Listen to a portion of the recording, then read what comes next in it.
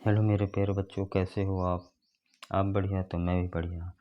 तो आज का हमारा टॉपिक है हिंदी भाषा भारती कक्षा 8वीं का पाठ 2 आत्मविश्वास, है ना। तो इस पाठ में देखते हैं हम कि आखिरकार क्या हमें बताया गया है, क्या समझाया गया है, क्या सीख मिलती है ना।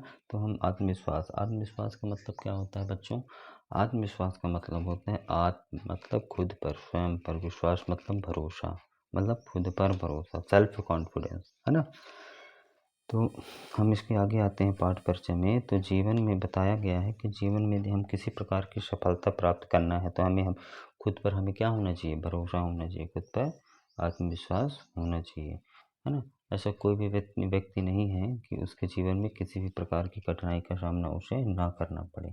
हर पग पग में उसे कठिनाई का सामना करना पड़ता है ना।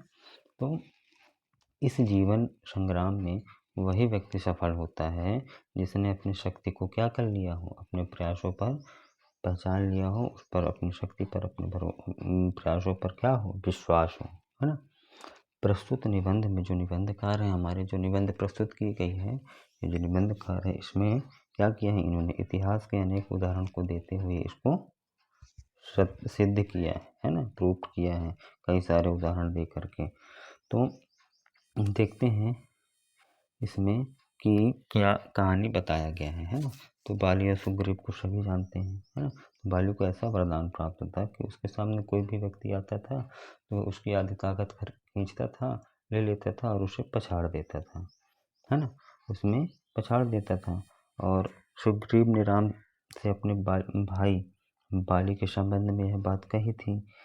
दूसरे के सामने की आधी ताकत अपने में खींचने की शक्ति, जो वरदान बाली को प्राप्त था वह हम सबको भी प्राप्त है, ठीक है।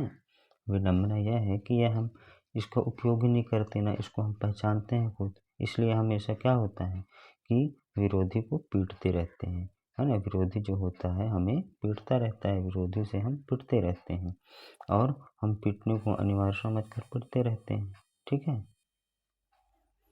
इसके आगे देखते हैं कि लेखक ने क्या कहा है। कि लेखक कहना यह है कि लेखक का मत है कि सत्य यह है कि जब कोई विरोधी व्यक्ति हमारे सामने आ जाता है ना, जब कोई भी विरोधी हमारे जो विरोध में खड़ा है हमारे सामने आता है तो हम क्या करते हैं? तो हमारे जो मन में एक हीन भावना पैदा हो जाती है। क्या हो जाती है? एक हीन भावना, एक कायरता, कुसंस्कार के कारण क्या होता है? आत्मविश्वास में कमी आने लगती है, आत्महीन भावना पैदा हो जाता है।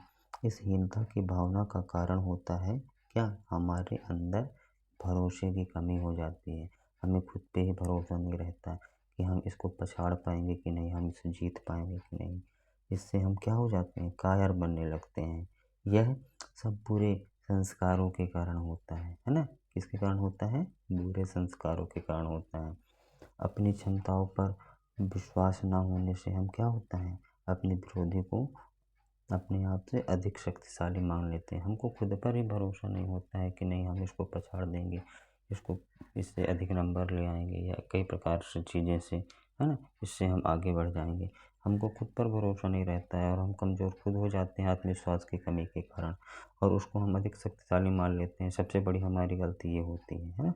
और हम अपने बल को बिना नापे तौले, हम खुद ही बल को अपने नहीं नापते हैं, नहीं तौलते हैं, है ना, नहीं समझ पाते हैं। यही कारण है ना कि हम स्वयं अपने आप का विश्वास खो बैठते हैं, ठीक है। आगे इसको देखते हैं कि आगे इसमें क्या बताया गया है कि आत्मविश्वास की सबसे बड़ी दुश्मन क्या होती है? दुविधा होती है ना। यदि आत्मविश्वास की सबसे बड़ी दुश्मन दुविधा होती है। दुविधा मतलब क्या होता है? असमंजस, करूं कि नहीं करूं, खुद पर हमको भरोसा ही नहीं हो पाता है ना। दुविधा के कारण क्या होता है? एकाग्रता हमारी नष्ट हो जाती है ना। मतलब जो एकाग्रता मतलब तल्लीनता, हो पाएगा कि नहीं हो पाएगा, क्या करूं क्या ना करूं, है ना। इस प्रकार से यही कारण है कि हमारा जो शक्ति है, खुद का शक्ति है, ये दुविधा के कारण बट जाता है, कम हो जाता है, आधा इधर आधा उधर, है ना। बस इसी तरह से क्या होता है? आदमी टूट जाता है, खंडित हो जाता है। एक बहुत ही अच्छा एग्जाम्पल है, उदाहरण है, हमारे जो लेखक है, निबंधकार है, दिए हैं। क्या कहते हैं कि बताते हैं कि मेरे एक मित्र ने अपनी पत्नी के साथ जंगल में एक पेड़ के नीचे बैठे बात कर रहे थे, है ना। उनको जो एक मित्र थे अपनी पत्नी के साथ जंगल में थे और एक पेड़ के नीचे बैठ कर के बातें कर रहे थे। बातें करते करते क्या हुआ कि उनकी पत्नी सो गई, है ना। जब उनकी पत्नी सो गई तो वो कुछ जो एक बुक था उपन्यास उसको पढ़ने लगे, है ना। पढ़ते पढ़ते क्या हुआ, अचानक उन्हें लगा कि सामने से कोई भेड़िया चला रहा है ना।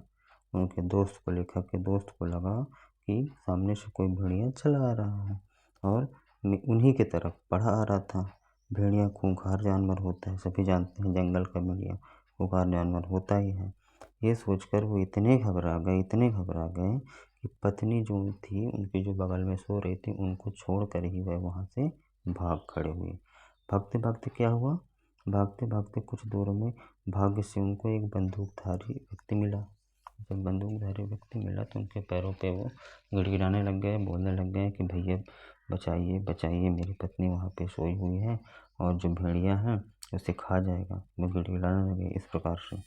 जो बंदूकधारी शिकारी थे, है ना, वो दौड़ा उनके साथ आए, है ना। दौड़ करके उनके साथ आए तो उन्होंने वहाँ पे देखा कि उनकी जो पत्नी है जिस प्रकार पहले सो रही थी ठीक उसी प्रकार से वह सोई है अभी भी।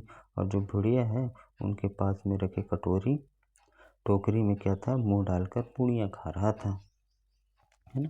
जब क्या हुआ कि जो बंदूकधारी जब आए दौड़ करके तो देखे उनकी पत्नी स्वाभाविक वैसे ही सो रही थी जैसे पहले सो रही थी और जो भेड़िया था पूड़ी खा रहा था, ठीक है ना, जो उनके टोकरी में रखा हुआ था।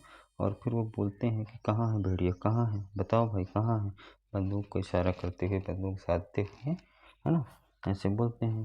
तो जो उनके व्यक्ति थे वो बोलते हैं कि काँपते हुए वह बोले ये तो सामने ही है ना, वह तो सामने है। शिकारी देखा तो उसे बहुत जोर जोर से हंसी आई, है ना। हाँ, जोर जोर से हंसने लगे, बोले हे भले मानस, वे तो बेचारा कुत्ता है भाई, कुत्ता है। क्या हुई, क्या बात हुई कि यह भय ने उन्हें आत्मविश्वास हीन कर दिया, है ना। हम देखो उनको जब भेड़िया आता दिखा तो उन्होंने बिना सोचे समझे, उनको खुद पर भरोसा ही नहीं था, है ना, और वो कुत्ते को भेड़िया समझने लग गए। आत्मविश्वास की कमी के कारण न कुछ सोचा न कुछ समझा। इस प्रकार से ये एक उदाहरण है ना, किस प्रकार से उस कुत्ते को उन्होंने भेड़िया समझ कर अपनी पत्नी को छोड़ करके बताइए चले गए, है ना।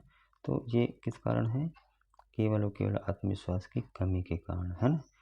तो ये एक हमको इस कहानी से यही सीख मिलती है कि हमें अपना आत्मविश्वास नहीं खोना चाहिए, ठीक है, अपनी क्षमताओं पर पूरा विश्वास रखना चाहिए, ठीक है। आगे इसमें देखते हैं, है ना। इस प्रकार से एक महाभारत का उदाहरण देते हुए बताते हैं कि जब महाभारत होने वाला था पांडवों और कौरवों के बीच में, तो क्या था कि पांडवों में आत्मविश्वास की कमी हो गई थी, है ना, कि यदि हम मारे गए तो क्या होगा, हमारा राजपाट ये सब वगैरह वगैरह, है ना। तो ये सारी चीज़ सोच करके वह युद्ध नहीं करना चाह रहे थे। लेकिन जो हम श्री कृष्ण थे उन्होंने यही बहुत बढ़िया काम किया है कि उन्होंने क्या किया, पांडवों को आत्मविश्वास से भर दिया था, है ना। वे अपने कार्य के महत्व को समझते थे और क्या किया, अच्छे से उनको पांडवों के अंदर आत्मविश्वास भर दिया। तभी वे पूरे आत्मविश्वास के साथ उन्होंने अर्जुन से कहा था, ये कहा था कि तू संशय मत कर और परेशान बिल्कुल भी मत हो, केवल युद्ध कर, है ना, तो निश्चित रूप से युद्ध में अपने शत्रुओं पर विजय पाएगा, है ना। इस प्रकार से श्री कृष्ण ने इन बातों से कह करके पांडवों के अंदर आत्मविश्वास भर दिया था, है ना। तो यह एक उदाहरण है कि जब हमारे अंदर आत्मविश्वास रहता है, खुद पे विश्वास रहता है, तो हम कठिन से कठिन कार्य को हम बहुत ही अच्छे से कर सकते हैं, है ना। तो आज के लिए इतना ही, बाकी हम इस पार्ट का दूसरे पार्ट में बाकी चीज़ों को हम देखेंगे। धन्यवाद।